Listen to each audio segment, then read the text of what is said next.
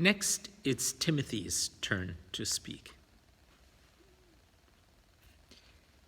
Between Jerusalem and Antioch, Paul's physical afflictions weighed heavily upon him.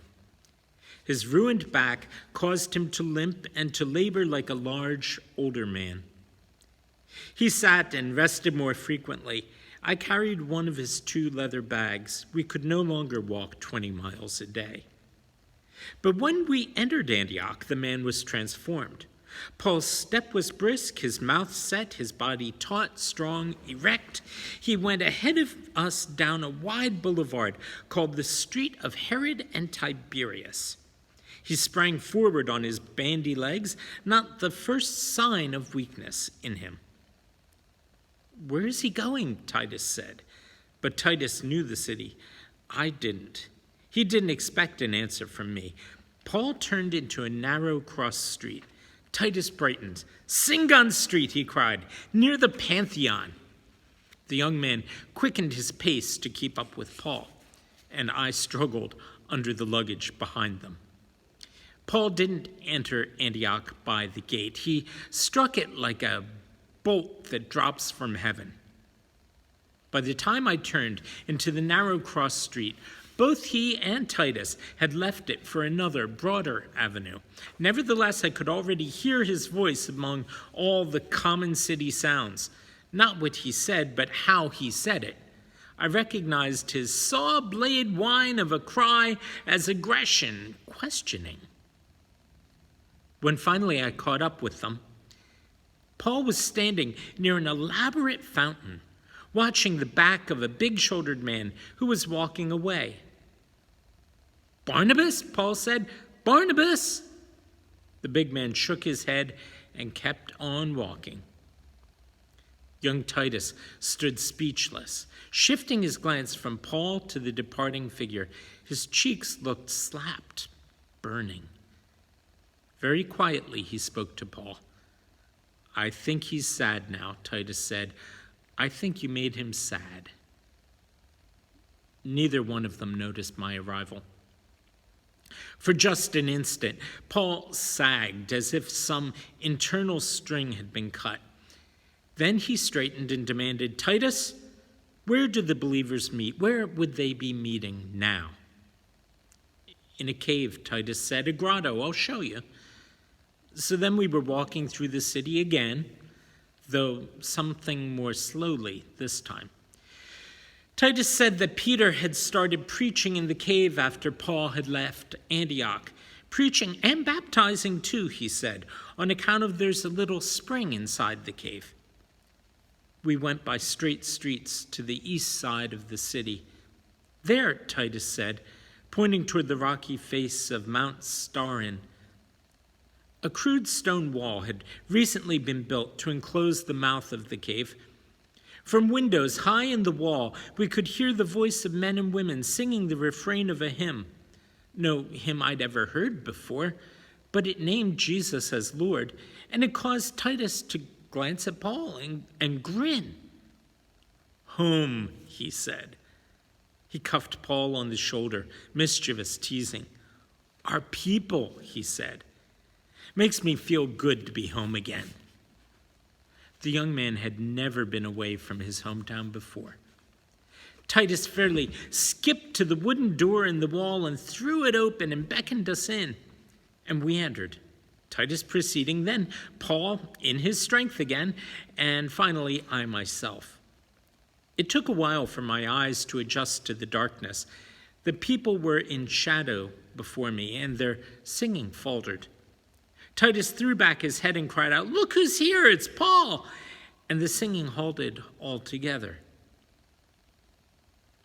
The living shadows shuffled their feet, but no one said a word. I began to see individuals, all standing, all having turned to look at us, but I couldn't read their faces. Strangers. Strangers to me, to be sure, but they seemed strangers to Paul as well. I felt as if we were trespassing. Titus, the grin still clinging, said, "I went to Corinth and I brought him back. Look, it's Saul. Paul's knees were bent. his weight on the balls of his feet. I recognized the posture, a racer's readiness. It made my heart trip with a fearful anticipation. He took a step forward. "Church in Antioch," he announced sharply, "I have something to say to you." His tone offered no greeting. It promised a scolding. And the group's reaction was something like a flinch. But one man immediately shouted, "Is that you, you troubler of Israel?" Quick as a flash, Paul answered, "I have not troubled Israel." He was quoting scripture, Elijah's answer to the accusations of Ahab. And the rest of the quote is, "But you have." No, they weren't strangers. They knew each other. So what was going on here? Why was Paul so wary? Why should these people be wary of him? The man said, What? And I picked him out, tallest among the people, long-necked and completely bald. "Have you come to blame us again?" Titus raised a plea. Wait a minute. But Paul ignored him.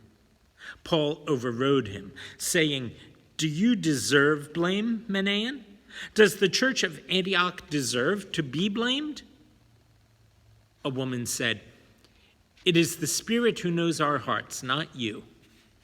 Paul said, "Hearts are made manifest in action." "Yes, and what about yours?" cried a voice. A new voice. A man stepped forward, wearing the knee breeches of a soldier. "I've seen you act," he declared, raising a fist. "You're a madman, Saul." "I'm a free man," Paul said. He spread his arms to include the whole group of worshipers. "Antioch, oh, Antioch! I learned of freedom here from you. You taught me all things are lawful, and I believed it. Do you believe it still? Or have you sacrificed the very freedoms for which Christ set us free?" Several people started to speak all at once. "It's you who tied us in knots," they said. "Peter relieved us." "We can't feel free and guilty too," they said. Saul, why have you come back again?" Paul cut through the clamor. He raised that sharp, remarkable voice and uttered the theme that had driven us here from Corinth. "If anyone in Antioch still honors the perverted words of that perverting prophet, Judas Barsabbas, you ought to feel guilty." "Oh, leave us alone," they said. "Jesus is our judge, not you." But Paul had gained momentum. He had already begun to preach. "I will show you a shame," he cried. "This is a shame, having once been free, to choose for oneself the yoke of the law again. But worse than a shame," he cried, "I will show you a sin and a treachery." The people were muttering, "Go away, go away." But Paul wasn't listening. He cried, "This is a sin worthy of damnation, to persuade others to exchange their freedom for the bonds of the law." "Oh, Antioch," Paul cried, even as the people now started to walk away from him toward the back wall of the cave. "Antioch, are you ashamed?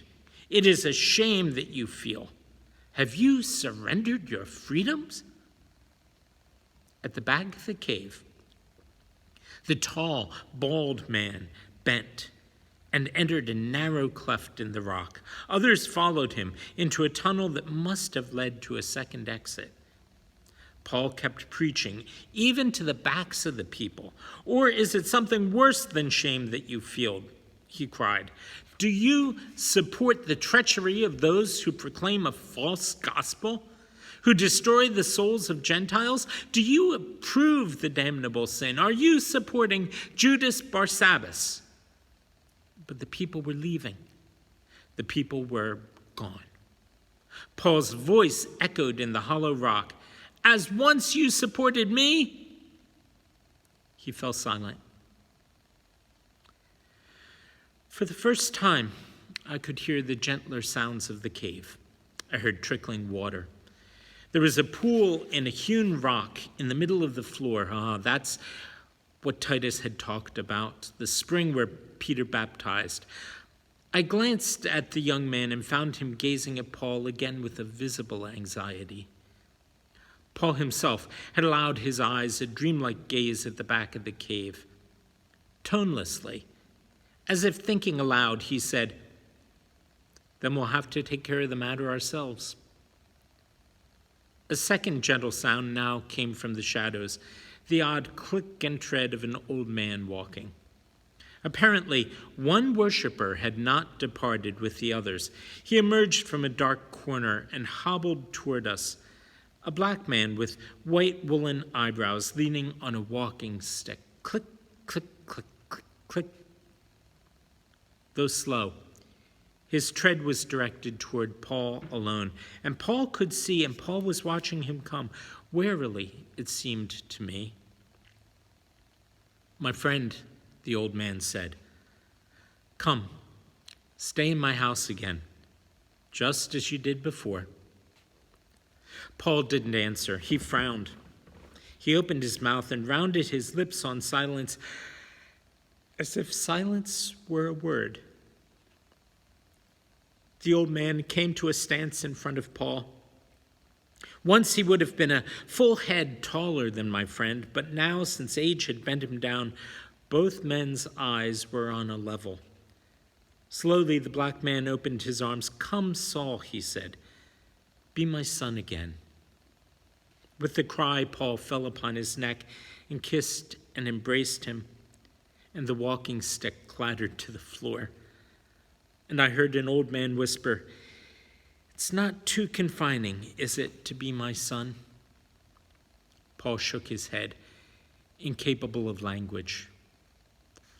"My love, Saul," the old man whispered, "it isn't a yoke, is it? It doesn't cancel your necessary freedom, does it?" The men were cheek by jowl. Neither could see the face of the other, but I could. I saw Paul's chin quivering. I saw his nostrils flare and his eyes shut tightly. The black man whispered still into his ear, "Oh, that you should love an old fool like me. Surely, that is a law that will not kill you, will it?"